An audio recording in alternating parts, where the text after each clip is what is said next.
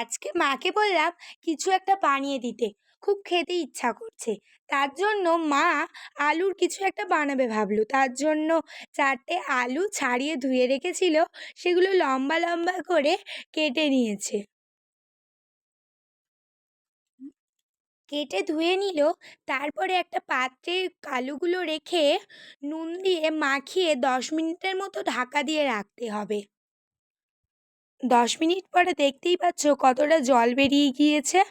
এই জলটা ফেলে দেওয়ার পর বেসন, কর্নফ্লাওয়ার ২ চামচ, ১ চামচ লঙ্কা গুঁড়ো, কালো জিরে আর কারি পাতা দিয়ে ওটা ভালো করে মাখিয়ে রাখতে হবে।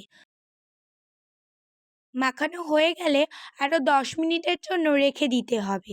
তারপর একটা কড়াইতে বেশ কিছুটা তেল গরম করে নিতে হবে। তারপরে মা মাখিয়ে রাখা আলুটা একে একে তেলের মধ্যে দিয়ে দিল।